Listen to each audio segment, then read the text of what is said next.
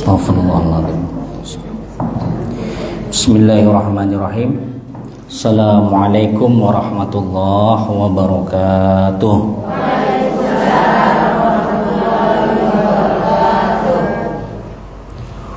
Alhamdulillahi rabbil alamin, alladzi ja'alana min ummati sayyidina Muhammadin wa ja'alahu uswatan hasanatan lana wa li jami'il makhluk.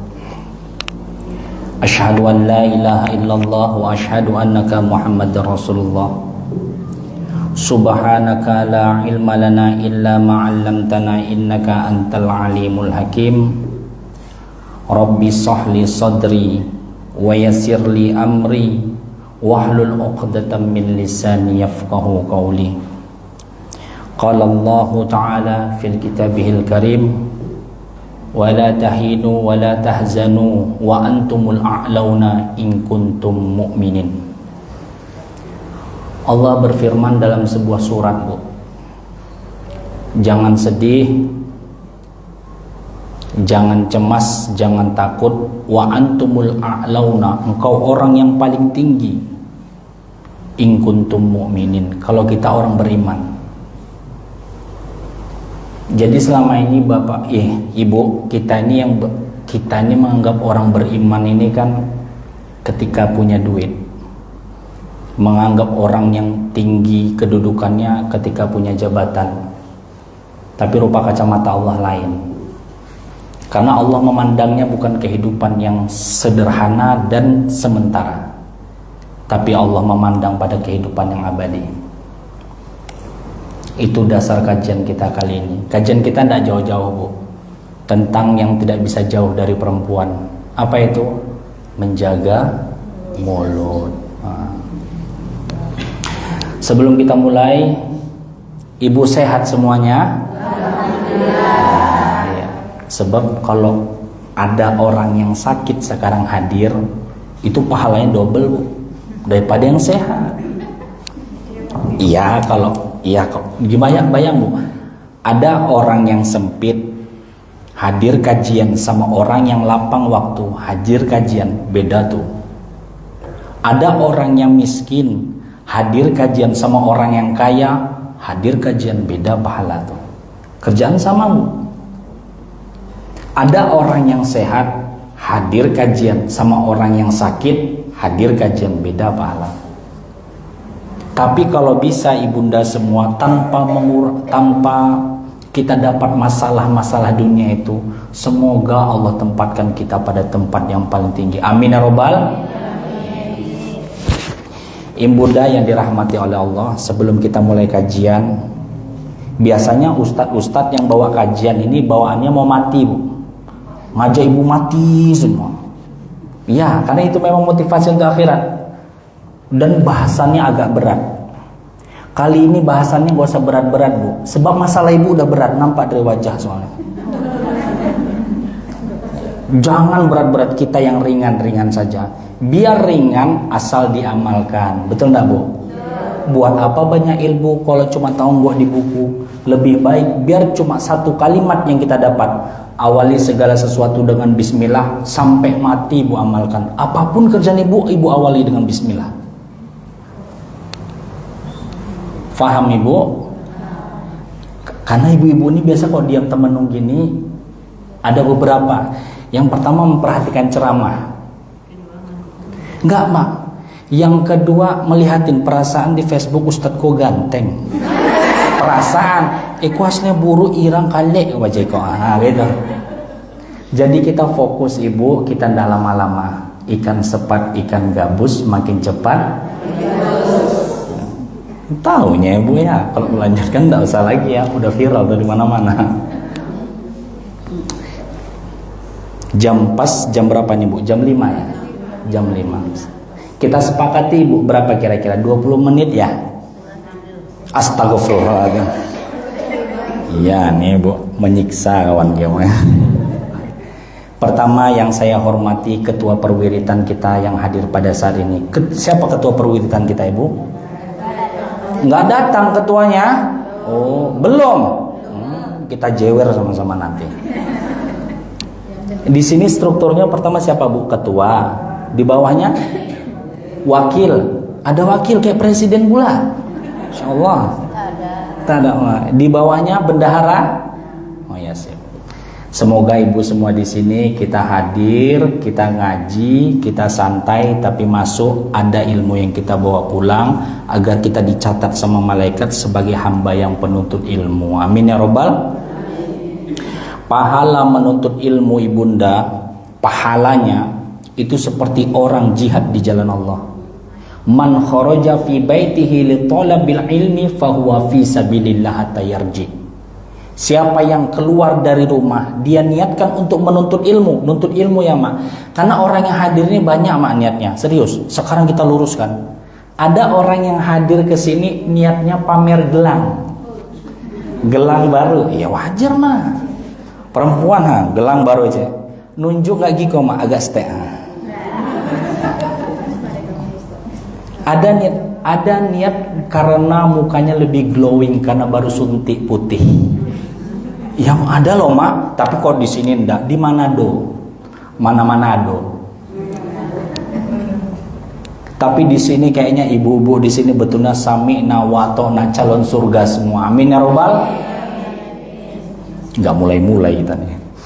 Wajiblah kita bersyukur kepada Allah yang mana Allah telah memberikan nikmat kepada kita sangat banyak. Nikmat yang sangat luas, nikmat yang tidak bertepi. Salah satu Allah memberikan nikmat yang bisa saya rasakan saat ini, ibu diberi kemudahan untuk berpakaian yang baik. Sebab ada dua ciri manusia itu bu. Yang pertama yang nampaknya baik, yang kedua isi di dalam hati baik.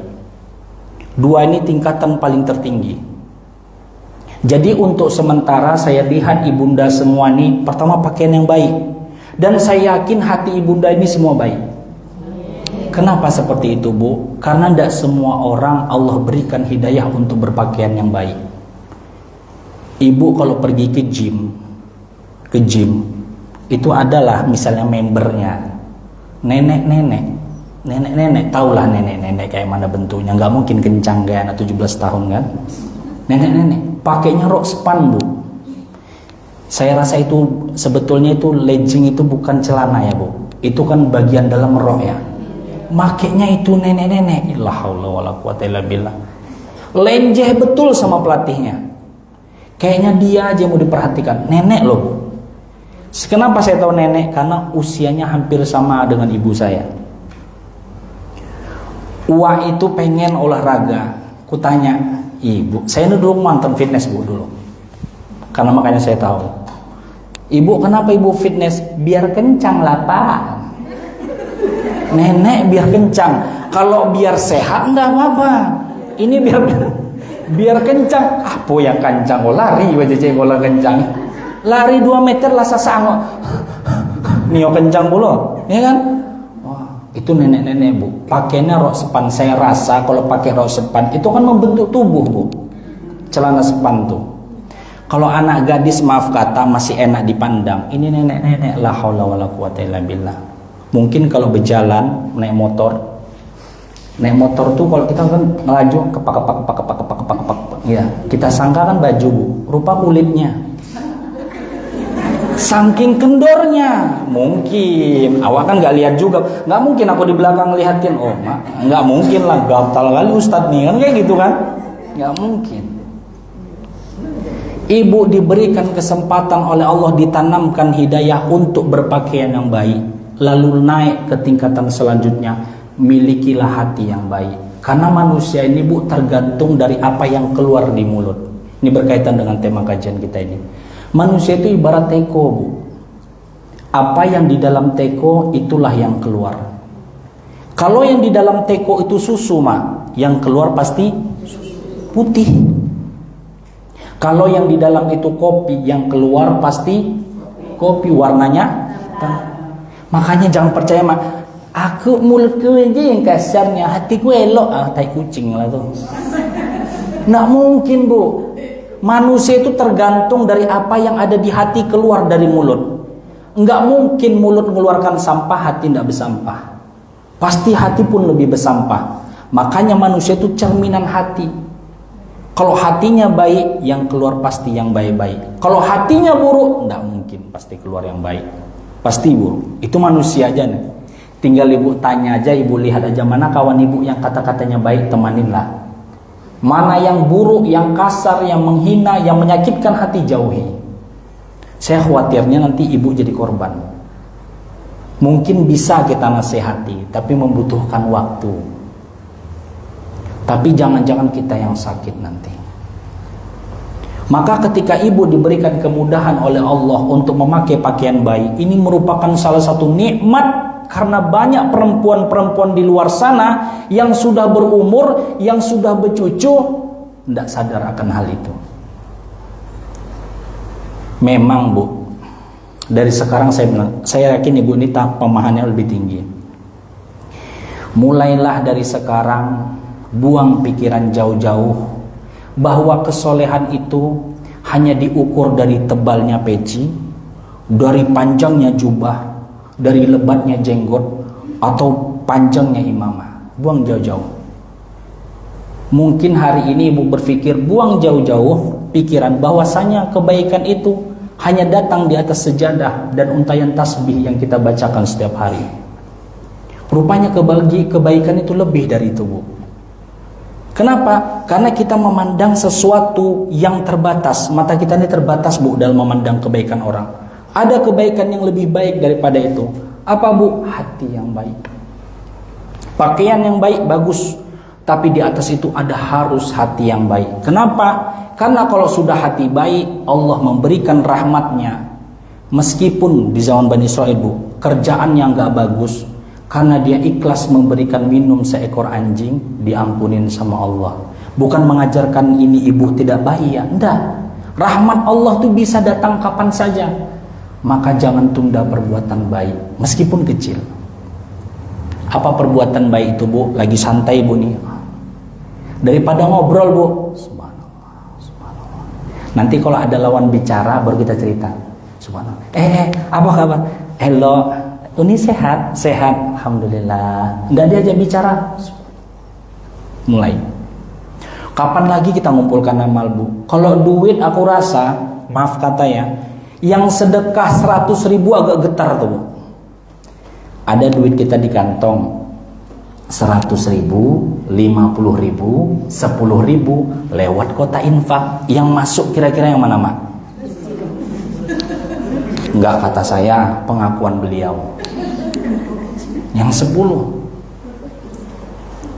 Tapi kalau ada di kantong kita duit 100.000, 50.000, 10.000, ada baju yang bagus sekali, yang lagi promo, harganya itu murah, sekitar 100.000. Kira-kira yang kita sedekahkan, yang kita belanjakan yang mana? Pasti 100.000. Kayak gitulah harga kita terhadap akhirat, terhadap mau berinfak ini. Maka ibunda, ketika kita berat mengeluarkan infak 100.000, maka jangan sampai berat bibir ini mengucapkan kalimat-kalimat ringan. Apa kalimat ringan? Yang mendatangkan pahala. Terserah bunda apa saja. Lagi santai, subhanallah, subhanallah, alhamdulillah. Terserah bunda apa saja. Paham bunda ini? Paham bunda? Nah, paham tak paham waktu berjalan bunda.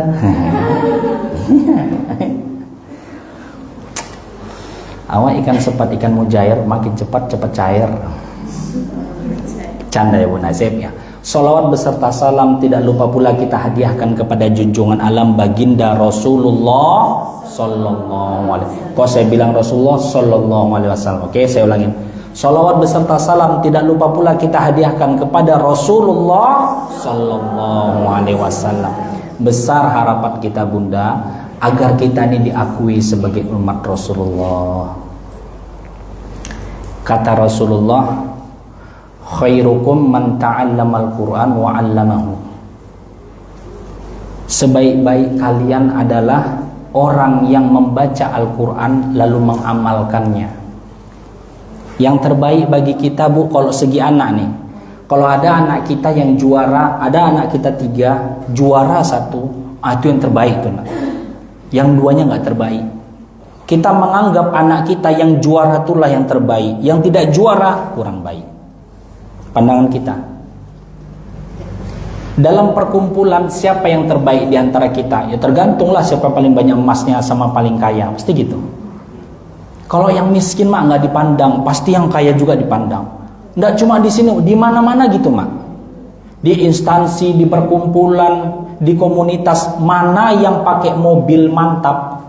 Sini mobil mantap apa mak? Land Cruiser, apa Pajero, apa Fortuner? Mana yang paling mantap? Itu yang paling banyak bicaranya, yang paling dihargai. Bagi kita yang paling terbaik adalah yang paling kaya. Bagi kita yang paling terbaik adalah yang paling tinggi jabatan. Bagi kita sebagai orang tua yang paling terbaik adalah anak yang juara satu. Tapi bagi Rasulullah yang terbaik enggak itu.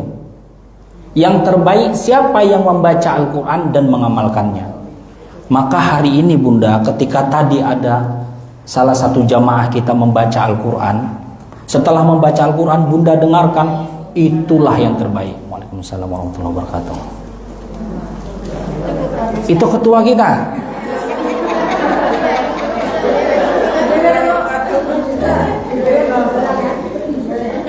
Jangan mak. Tadi aja aku tadi berani dibilang di belakang dia, di depan nggak berani aku mak.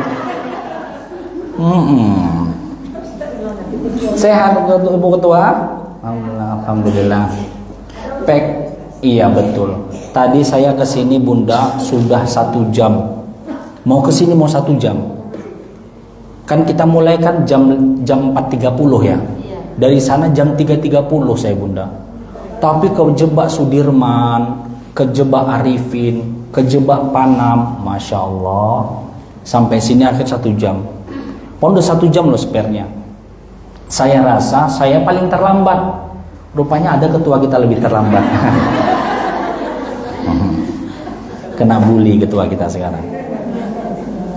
Sampai mana tadi kita cerita nih? La haula wala quwata. Udah tua nih payah nih. Sholawat ya. Sholawat beserta salam tidak lupa pula kita hadiahkan kepada junjung alam baginda Rasulullah Sallallahu Alaihi Wasallam dengan ucapan Allahumma sholli wa sallim ala Sayyidina Muhammad wa ala ali Sayyidina Muhammad. Kata Rasulullah, khairukum wa 'allamahul Quran wa 'allamahu. Bagi sebaik-baik di antara kalian adalah orang yang selalu membaca Al-Quran dan mengamalkannya. Kenapa bunda? Karena dengan membaca Al-Quran koneksi bunda dengan Allah tidak terputus. Kita amal ini bunda kalau bisa jangan banyak-banyak. Tapi gimana koneksi kita dengan Allah tidak usah terputus. Bagaimana cara supaya koneksi kita dengan Allah tidak terputus? Baca Al-Quran. Kalau bunda mempunyai koneksi dengan presiden, tidak terputus. Apapun yang bunda minta pasti terkabul. Misalnya salah satu bunda kita ini dekat sama Pak Presiden Prabowo, misalnya. Tapi bunda misalnya kan bunda ini kan rendah hati, low profile, nggak mau gembor-gembor. Tapi sekali telepon, halo Pak Prabowo, datang ke Panam sekarang. Datang misal sekarang dia, kayak mana tuh dekatnya? Kenapa dekat? Karena koneksi itu terjalin. Apapun yang bunda minta, Pak Prabowo, mintalah ini sumbangan masjid ini supaya masjid ini agak cantik sedikit, parkirnya lebih luas, langsung keluar duit. Kenapa mudah mengeluarkan duit? Karena dekat koneksi itu. Bunda mau masukkan anak sekarang di PT kah, di instansi manapun kah, kalau tidak ada koneksi yang kuat nggak akan bisa, betul nggak? Apalagi di negeri Konoha. Ini negeri Indonesia, Konoha sana bukan sini. Pintar pun kita kalau tidak ada orang dalam payah. Betul nggak bunda? Betul. KKN aja anak bunda kalau sempat tidak ada teman di sana yang kenal dengan orang sana seperti kepala desa atau perangkat desa, cobalah datang ke sana, pasti payah minta data. Hal yang sederhana saja kalau kita tidak mempunyai koneksi itu payah bunda. Apalagi hal di dalam hidup yang kita jalani hari-hari tiada henti. Hidup kita ini tidak cuma 2. Kalau nggak nikmat, musibah. Kalau nggak sehat, sakit. Kalau nggak lapang, sempit. Kalau nggak banyak uang, ya seringnya kita nggak banyak uang ya. Seringnya. Kalau banyak uang, nggak punya banyak uang. Gitulah tiap hari kita nih. Tapi bagaimana apapun masalah hidup, koneksi bunda sama Allah jangan pernah terputus. Karena itu yang menenangkan kita bunda, serius. Berapa sih kekuatannya suami menenangkan kita? Pasti suami pun udah banyak muak sama kita. Waktu yang romantis, waktu muda dulu ya, baru-baru kawin, 10 tahun ke bawah. Sekarang udah tua-tua, coba bunda cerita banyak-banyak. Setengah jam aja mau tidur sama laki. Udah sih lah sebentar, awak nih cerita dulu. Apa tadi kan awak nih pengajian, cerita di anyang sih lah, capek lah. Lalu ambulan ngantuk matuah aja. Setengah jam aja, betul nggak? Tiap hari coba cerita sama suami, pala dia. Karena dia pun payah menenangkan diri dia sendiri. Ngapain pula menenangkan bunda lagi? Cerita sama anak pun banyak masalah. Apalagi anak kita udah berumah tangga. Bunda berkelahi sama suami, cerita sama anak. Atulah mama itu dikecek dah percaya aja. Atulah. Awak nih curhat, awak pula di berangan. Kalerang. Gituan bunda, marah dah. Itulah keadaan. Jadi satu-satunya yang paling hebat, yang paling mantap menjaga koneksi, yang selalu cerita dan curhat yang paling tepat di atas sajadah. Kepada siapa? Curhat aja bunda semua sama Allah. Serius. Paling tidak meskipun masalah enggak selesai, tapi hati agak lapang. Mana ada langsung selesai masalah? Serius lah. Ya Allah, aku nih hari ini nggak ada duit, mintalah duit, langsung turun duit dari langit. Enggak lah. Paling tidak bunda cerita hati itu lapang. Hati lapang ini bagian salah satu ijabah dari doa. Hati lapang bunda. Bahkan sahabat Rasulullah itu senang kalau berdoa nggak dikabulkan di dunia. Kalau kita kan enggak bunda, kita pengen kalau bisa kita berdoa, kita dikabulkan, ya. Tapi sahabat senang kalau berdoa nggak dikabulkan. Apa sahabatnya? Ali bin Abi Thalib. Wahai Ali, kenapa kau selalu bergembira? Aku selalu berdoa, jarang dikabulkan sama Allah. Kenapa gitu? Karena aku tahu setiap aku berdoa pasti Allah kabulkan. Kalau tidak di dunia akan kupanen nanti dia. Balasan di akhirat luar biasa bunda. Kalau hari ini bunda capek-capekan naik angkot, berdoa sama Allah minta Pajero, nggak dapet-dapet sampai mati. Pajero di akhirat nanti yang rodanya 100. Batu Pajero roda 100 nak tahu cuma. Gitulah yang terbaik Allah kasih di akhirat nanti. Bunda yang dirahmati oleh Allah, mulai hari ini kita jaga koneksi kita dengan Allah dengan Al-Quran. Baca Al-Quran kapanpun sempat, selagi tidak haid. Kalau haid zikir. Boleh bunda baca Al-Quran, tapi jangan menyentuh mushaf, karena kita memuliakan Al-Quran dan adabnya. Boleh baca, tapi jangan menyentuh mushaf. Tapi kalau lagi tidak kita datang bulan, bacalah Al-Quran minimal 1 hari 1 baris. 1 hari 1 baris. Kurang apa tuh murahnya tuh? Kalau 1 hari 1 juz, one day one juz, aku rasa terkilir lidah kita. Betul nggak bunda? Awak lah gaek baca gitu Iko huruf ko apa huruf K kok mah aja. Karena mata kita terbatas, maka saya kasih tahu sama bunda 1 hari 1 baris. Kalau bisa 1 hari 1 lembar, kalau 1 hari 1 lembar. Tapi kalau nggak bisa 1 hari 1 baris. Jangan pernah kita koneksi putus dengan Allah. Siapa yang memberitahu ini? Rasulullah. Kata Rasulullah, khairukum man 'allamal Qur'an wa 'allamahu. Yang paling terbaik di antara kalian siapa yang sering membaca Al-Quran dan mengamalkannya. Maka hari ini kita membaca sholawat kepada Rasulullah, bukti terima kasih kita, karena Rasulullah memberikan koneksi kita kepada Allah. Allahumma sholli wa sallim ala sayyidina Muhammad wa ala ali sayyidina Muhammad. Bunda yang dirahmati oleh Allah, udah 20 menit bunda. 10 menit lagi ya. Ya sip. Apa kita tutup aja Bunda? Jangan ya. Oke sip. Oke ya. Bunda ya dirahmati oleh Allah. Ada salah satu hadis Rasulullah yang hadisnya pendek. Kata Rasulullah gini,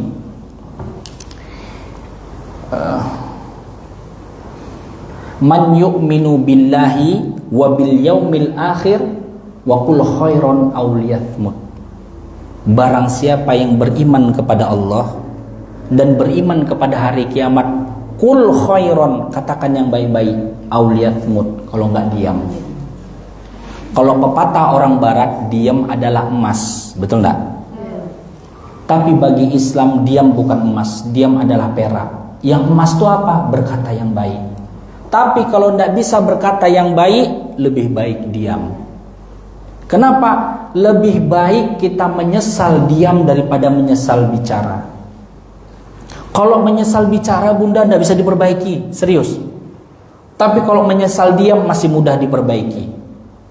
Ibarat kata-kata ini paku, lawan bicara kita, hati lawan bicara itu ibarat papan ataupun tembok. Coba kita paku.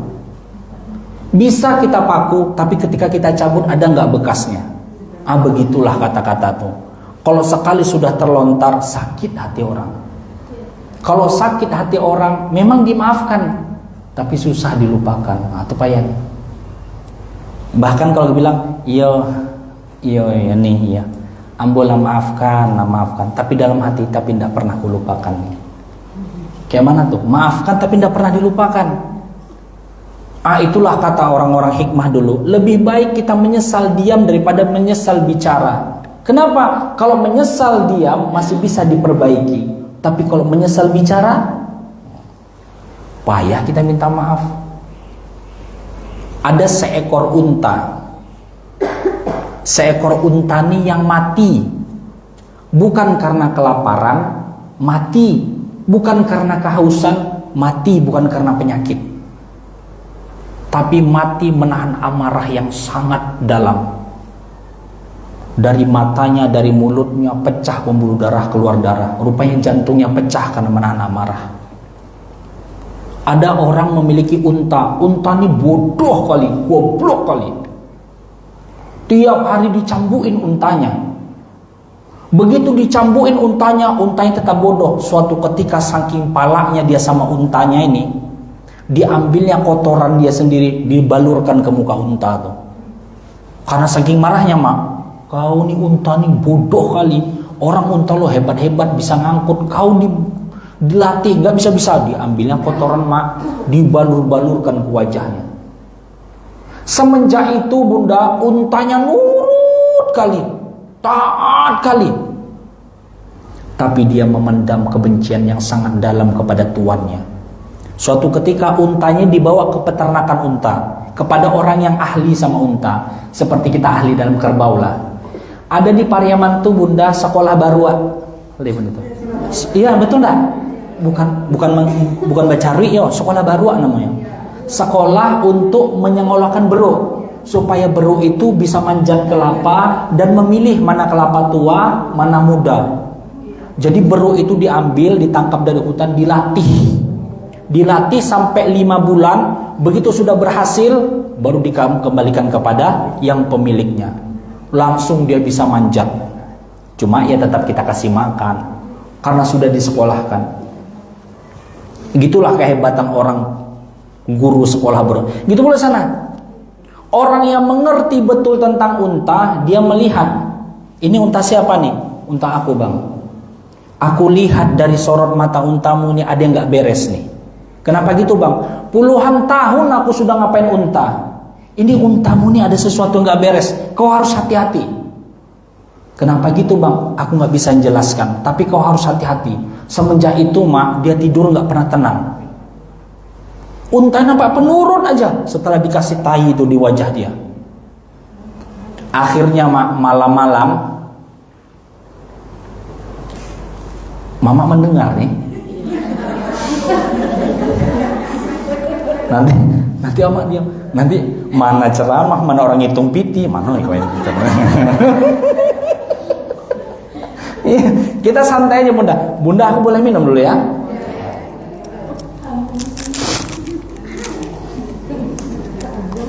Udah setengah jam loh Bunda, nggak terasa ya? Allahumma shalli ala Muhammad. Sampai mana tadi Bunda? Aku lihat di untamu ini ada sesuatu hal yang tidak seperti biasanya. Kau tolong hati-hati. Kenapa gitu Bang? Aku nggak bisa menjelaskan. Tapi yang penting kau hati-hati. Semenjak itu udah tenang tuan unta tadi tidur.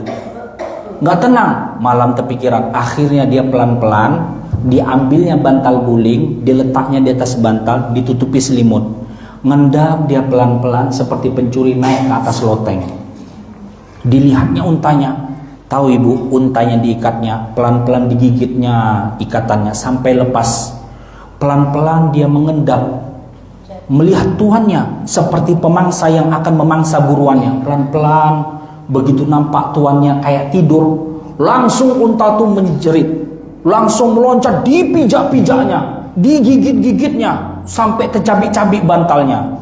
Langsung unta itu berteriak, keluar dia, baru diteriakin dari atas sama tuannya. Woi, aku masih hidup, kata dia. Melihat untanya itu kayak gitu, dilihat unta ke atas tuannya tadi itu, langsung untanya menjerit, keliling-keliling sekitar rumah, langsung mati. Dari matanya keluar darah, dari mulutnya keluar darah. Begitu diteliti sama dokter hewan saat itu, rupanya jantungnya pecah. Kalau hewan saja mampu menyimpan amarah begitu kuat kepada manusia, apalagi manusia pasti lebih mampu menyimpan marah kepada orang lain.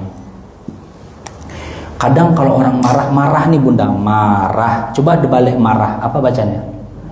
Marah, dibalik lagi bacanya haram, betul nggak? Marah haram. Berarti orang yang sering marah memang haram aja kerjaannya. Pikiran dia jadi negatif, kata-katanya dia jadi negatif, matanya pun jadi negatif. Kalau orang marah Bunda, minimal mata merah, mulut tuh menjeringai. Kalau perempuan lagi, gitu.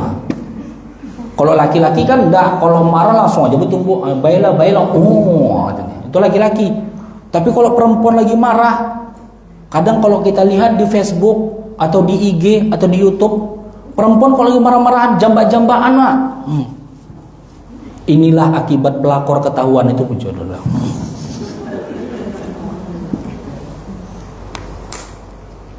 Kalau memang unta saja sedemikian bisa marah kepada tuannya karena menyimpan dendam, gimana kita kalau kita melontarkan kata-kata yang buruk kepada saudara kita? Mungkin Bunda tidak bisa dia balas karena dia takut kita lebih kaya, kita lebih berani. Tapi bagaimana kalau dia mengangkatkan tangan ke langit mengadu sama Allah? Wah, tewas kita Bunda. Ya Allah ya Tuhanku, ibu itu memang rajin kali sering pengajian, tapi mulutnya pedas ya Allah. Masa dibilang aku jilbabnya nggak ganti-ganti seminggu ya Allah misalnya. Oh, bahaya mak. Maka cukuplah musuh kita adalah iblis, jangan tambah musuh kita manusia. Kalau kita sempat berkasus sama manusia Bunda, satu manusia saja sudah cukup membangkrutkan amal kita. Karena orang yang mampu menjaga lidahnya pasti dia jujur. Ada kisah kejujuran nih Bunda, Muhammad bin Abdul Baqi. Ini dari ulama mazhab Hanabilah, Hambali. Dalam kitab Manaqib Al-Hanabilah, Muhammad Baqi ini bercerita. Dia gini seperti saudara ini. Ini misalnya muridnya, ini Muhammad bin Abdul Baqi. Dia bilang kayak gini. Wahai muridku, kau lihat nih pustakaku. Iya Tuhan. Iya guru. Pustaka guru lengkap kali. Dari satu kota ini tidak ada kota yang lebih banyak bukunya kecuali guru. Bahkan negara pun tidak punya pustaka selengkap guru. Gurulah memiliki pustaka paling lengkap yang ada di kota ini. Kalian tahu aku dapat buku dari mana? Tidak tahu. Ceritakan kepada kami wahai Tuan Guru. Diceritakan. Rupanya buku itu dari hadiah. Hadiah menikahi istri Istri itu idaman dari bapaknya. Bapak ini ngefans sama dia. Suatu ketika Muhammad bin Abdul Baqi lagi menuntut ilmu di kota Mekah. Rupanya lagi menuntut ilmu, dia lapar. Lapar, Bu. Karena orang-orang penuntut ilmu dulu, Bu, tidak ada yang kaya-kaya, Bu. Kere-kere, ismin-ismin semua. Jarang ada yang kaya difasilitasi. Kalau sekarang kalau anak kita mau menuntut ilmu kan kita fasilitasi, Bu, betul enggak? Motor kita kasih, HP kita kasih, minyak kita kasih, pulsa kita kasih. Itu pun kita sering dimarahin. Karena standar dia, kawan dia yang lebih kaya. Ma, belikanlah aku ini, Ma. Beko ya, nak, tunggu gajian. Alamak, paling cuma itu aja nggak bisa dibelikan. Alamak, tapi aku yakin kok sini ibunya, anaknya baik-baik semua, amin. Aminnya kayak gak ikhlas ibu nih. Amin ya. Lanjut lagi ya, Bu. Setelah itu dia lapar kali Muhammad bin Abdul Baqi ini. Tiba-tiba ketemu tas, isinya kalung. Dilihatnya kalungnya cantik kali. Paduan emas, tapi ada batu zamrud dan batu rubi di dalamnya. Batu rubi itu warna merah, zamrud itu warna kayak mana ya? Kayak baju ibu tuh. Warna apa tuh? Batu tas itu. Warna apa tuh? Hijau tuh. Dongker ya. Cantik kali batu zamrud. Zamrud itu mahal, Bu. Sebiji jagung aja berapa miliar itu harganya tuh. Batu zamrud itu. Dilihatnya, mak, batu bagus sekali nih Tapi pasti nanti tuan ini ada yang mencari. Langsung. Tak lama setelah itu timbul pengumuman di kota Mekah. Tuan-tuan saudara haji yang haji pada saat ini, ada salah satu jamaah haji kita dari kota ini. Dan disebutkan kotanya. Kehilangan sebuah tas. Isinya di dalam kalung. Bagi siapa yang menemukan, hadiahnya 500 dinar emas. 1 dinar 4,25 gram 1 dinar. 4,25 dikali 500 itu sekitar 2000 sekian. Dikali 1 gram emas sekarang taruhlah 2.600.000. Itu saya total, Bu, 5.525.000.000. Itu hadiahnya aja, Bos. Gimana harga kalungnya? Betul enggak, Bu? Enggak mungkin lah hadiahnya gadang sementara barangnya aqua ini. Enggak mungkin kan? Pasti kayak manapun kalau sudah hadiahnya besar, pasti yang hilang tuh berharga. Yang hilang tuh pasti mahal kali. Tak lama begitu dipanggil, tuan yang hilang tasnya, sini ikut sama saya ke tenda. Dibawa ke tenda dia, Bu. Udah dibawa ke tenda. Tuan, betul tuan hilang? Iya. Apa yang tuan hilangkan? Kalung. Apa ciri-ciri yang disebutkan? Tepat. Tuan, ini dia. Saya menemukan. Ya Alhamdulillah ya Allah, ini kalung yang sangat berharga, yang saya tempah dengan hampir setengah harta saya. Ini kalung nilai yang paling berharga dalam hidup saya, dan ini kalung untuk anak gadis saya. Dan karena kamu sudah temukan, ini ku kasih kamu 500 dinar emas. Tapi karena dia mazhab Hambali, tahu dia ilmu fikih, tidak mau diterimanya. Ibu tahu bab ji'alah, bab sayembara, ada dalam fikih itu. Rupanya bab ji'alah itu, Bu, akan sah akadnya ketika sudah di dalam pengumuman, baru ketemu barang. Ini ketemu barang dulu, baru pengumuman. Misalnya nih, barang siapa yang menemukan aqua ini, saya akan berikan hadiah 100.000. Setelah saya adakan pengumuman, dapat sama ibu, itu baru halal. Tapi kalau barang ini sudah hilang, ketemu dulu sama orang, baru saya ucapkan pengumuman, berarti kan setelah akad ya, itu barang itu tidak boleh, Bu, diterima. Harus diberikan cuma-cuma. Dalam pemahaman saya sebagai mazhab Hambali, karena barang ini saya temukan sebelum adanya akad, saya tidak bisa mengambil upah. Jadi nggak mau, Abang, nggak mau, Pak, karena tidak halal bagi saya. Padahal kelaparan loh, Bu.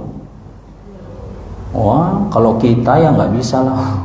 Langsung gercep, alhamdulillah pulang. Bukan bawa gelar haji, bawa emas. Ada tuh viral tuh, Bu. Pulang dari Mekah, emas besar, kalungnya kayak velg becak. Ya, ada viral tuh, Bu. Pulang haji bukan bawa gelar, tapi bawa emas.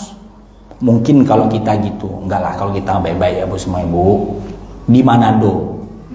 Mana-mano? Udah selesai itu, berlalulah sekitar setahun 2 tahun. Pulanglah tadi si Abu Muhammad bin Abdul Baqi naik perahu. Tiba-tiba perahunya kena hantam ombak, terdampar di pulau. Yang mana di pulau itu gak ada guru. Tapi pulau itu pulau orang kaya. Pulau bapak tadi. Bapak yang mau ngasih sebar tadi. Terdampar pula beliau di situ. Begitu terdampar, dia tinggallah di musola. Di situ ada orang-orang yang mau belajar karena dilihatnya ada orang baru. Anak-anak datang, "Tuan bisa ngajari kami ngaji?" "Bisa. Di sini tidak ada guru." Diajarilah, Bu. Dan kebetulan Muhammad bin Abdul Baqi ini pernah jadi tahanan Persia, pandai dia bahasa Persia, bahasa Spanyol, bahasa Portugis semua. Pandai dia, Bu. Ini kisah ini udah 400 tahun yang silam, berarti 1000 tahun yang lewat udah. Diajarilah bahasa-bahasa asing, diajarilah ngaji. Kata orang-orang kampung gitu, Bu, ini pemuda ini bukan pemuda sembarangan. Dia harus tinggal di sini karena satu-satunya orang yang paham akan agama dia. Kita harus carikan perempuan supaya dia nikah sama orang sini, supaya dia tinggal di sini. Dicarikanlah, Bu, perempuan yang paling cantik. Maunya kisah itu saya tuh, Bu. Tapi sayangnya saya hidup di sekarang. Di 2026 wakil presiden kita pula no. Udah sampai gitu, Bu. Udah setelah itu, Bu, dicarikanlah perempuan yang paling cantik. Rupanya perempuan itu anak dari bapak yang ngasih sembara itu. Taunya di mana? Waktu malam pertama. Malam pertama kan biasa, Bu, dibuka jilbab. Jangan ngeres ya, Bu. Buka jilbab, buka semua, nampak sama dia kalung. Muhammad bin Abdul Baqi ngeliatin terus. Kayak kenal kalung itu, di mana ya? Diliatin, "Bang, aku ini istri abang. Yang abang pandang tubuh aku, jangan kalung. Abang mau nyopet ya?" Kayak gitu. "Enggak, Dek. Aku perasaan punya lah pengalaman dengan kalung ini. Bapakmu si Pulan kan?" "Itu bapakku, Bang." "Abang kok tahu dari mana?" Diceritakanlah kisah itu dari awal sampai akhir. "Oh ya Allah ya Tuhanku, Bang, setiap hari bapakku sebelum mati doa, ya Allah ya Tuhanku, pertemukanlah aku dengan pemuda itu, nikahkan dengan anakku. Karena dia bolak-balik aku kasih duit, ndak mau ya Allah. Aku kalau tidak mendapatkan dia, ya Allah, aku lebih baik aku biarlah kehilangan apapun. Terserah Engkau ya Allah. Aku minta pemuda itu datang kemari, nikahkan dengan anakku." Akhirnya nikah sama anaknya, Bu. Bukan hanya kalungnya dia dapat, anaknya dapat, harta bapak itu dapat. Karena dia menyampingkan nafsunya, dia pertahankan ilmunya. Sebetulnya kan gampang, Bu, diambil saja. Siapa yang tahu, betul enggak? Tapi dia ada ilmu, Bu, dia pegang ilmunya. Dia kesampingkan hawa nafsunya. Karena istriku meninggal, sudah memberikan 2 anak, seluruh hartanya ku jual, ku jadikan pustaka. Inilah yang kalian nikmati sekarang. Buah dari kejujuran. Kejujuran itu, Bu, ada 2. Yang pertama kejujuran dari mulut, yang kedua kejujuran dari sikap. Betul enggak, Bu? Itu. Hari ini, Ibu, kalau bisa jujurlah kita meskipun sakit. Karena di balik kejujuran pasti ada hikmah, pasti ada kebaikan di dalam dia meskipun sakit. Cuma bahasanya dipoles yang cantik. Kadang orang jujur, Bu, tapi belak-belakan. Ini gak tepat nih. Jujur, cari bahasa yang cantik. Bagaimana bahasa yang cantik? Ibu lah yang paham. Ibu lah umur lebih tua daripada saya. Ibunda yang dirahmati oleh Allah, inilah salah satu hadis yang kita kupas kali ini. Kul khairon awliyatmut. Katakan yang baik-baik. Kalau tidak bisa katakan yang baik-baik, lebih baik diam. Kebanyakan kita ini sering seuzon, Bu, sama orang. Kalau kita ngumpul nih, tiba-tiba ada kawan kita yang gak hadir, agak seuzon kita. Kita, Bunda, jangan pernah seuzon sama orang, karena kita tidak tahu ibadah dia di hadapan Allah seperti apa. Ustadz, dia ngajinya baru Iqra. Boleh jadi kalau dia nangis tengah malam pas sujud, lebih banyak dia nangis, Bu, daripada kita, meskipun ngaji Iqra. Ustadz, dia jarang ikut kajian. Boleh jadi setiap kali kajian dia melihat dari media sosial. Khusuk pula dia, Bu, sambil ngupas bawang, tapi ngelihat kajian. daripada kita yang hadir di sini tapi cerita, yang hadir di sini tapi ngantuk. Alah salah saya Ustaz tuh saya. Jangan pernah kita berburuk sangka dan seuzon pada orang lain. Boleh jadi amal dia lebih tinggi daripada kita. Ustaz, tapi si anu tuh kerja terus, nggak pernah dia nampak aku sholat. Emang sholat harus lapor ibu? Enggak. Boleh jadi banyak yang dibiaya sama uak tuh. Nikah sama janda, anak 3, orang tua pula lumpuh tinggal sama dia. Nggak sempat ibu lagi nggak ada pengajian, asik bercari aja. Kenapa? Anak 3 bawaan dari istri. Tambah lagi orang tua istri ikut sama dia, cacat pula, dia pula miskin. Boleh jadi masalah hidupnya lebih banyak, dari pintu itulah dia dapat pahala daripada kita yang sedikit masalah. Kita ini Bu, karena sedikit masalah lah bisa hadir di sini. Kalau banyak masalah, saya yakin ibunda pasti nggak selera di sini. Kemana ibu? Curhatlah di Facebook. Ku menangis. Iya Facebook. Kadang kalau nggak TikTok. Dia lagi makan Bu, lagi makan misalnya TikTok. Kan ada filternya keluar air mata ya. Caption di atas dia, tak pernah sedikit pun dia mengerti padahal puluhan tahun kami menikah. Banyak. Tapi hari ini ibunda yang masalahnya sedikit, makanya mampu hadir saat ini. Tapi kalau di sini ada bunda yang masalahnya banyak, bisa hadir, pahalanya double. Ibunda yang dirahmati oleh Allah, sudah 45 menit.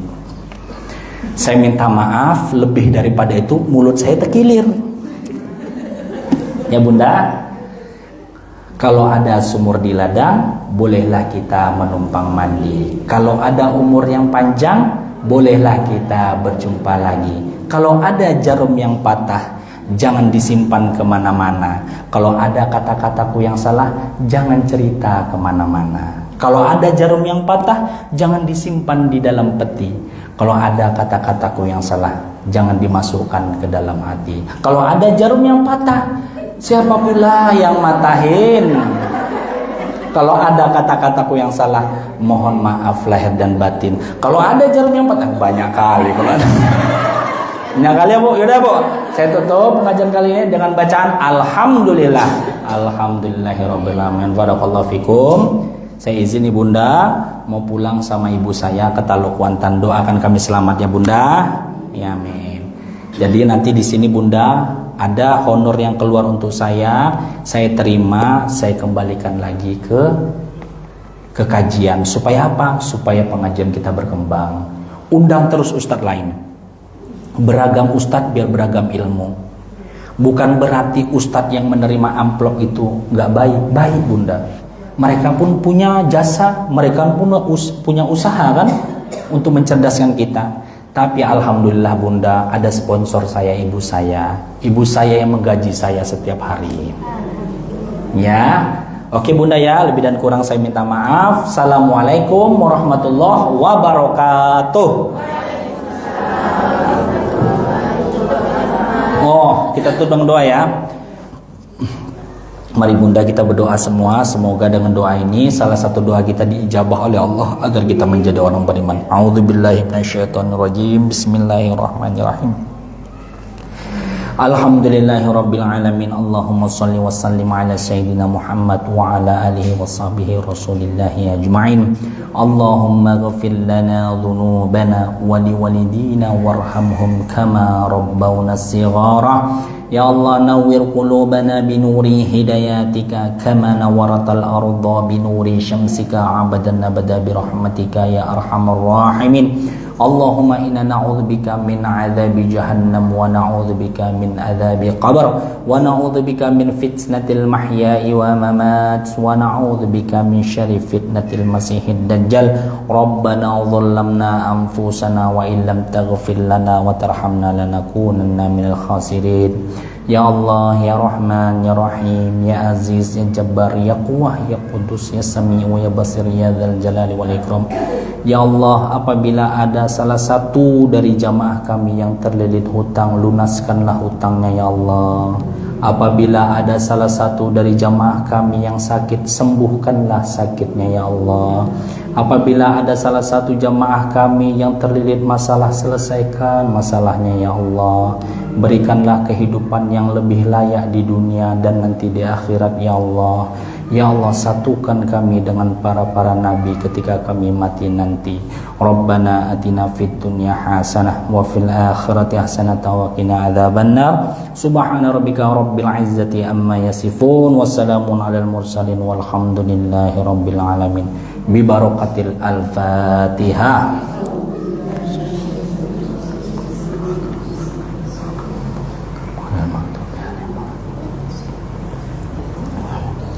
Demikianlah kajian kita, semoga kita bisa mengambil manfaat dari apa yang saya sampaikan dan kita amalkan bersama-sama. Bismillahirrahmanirrahim. Saya tutup kajian kita. Assalamualaikum warahmatullahi wabarakatuh. Waalaikumsalam warahmatullahi wabarakatuh.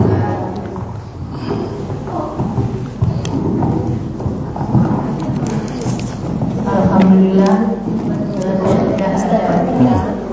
Mudah-mudahan apa yang disampaikan oleh kita tadi dapat menambah ilmu kita dan dapat kita praktekkan di rumah atau di lingkungan kita masing-masing. Amin amin ya rabbal alamin. Selesai sudah pengajian kita, marilah kita tutup dengan membaca hamdalah. Alhamdulillah. Oke Bunda ya, sip. Izin Bunda ya. Ya. Bunda, saya izin mau berangkat dulu. Assalamualaikum.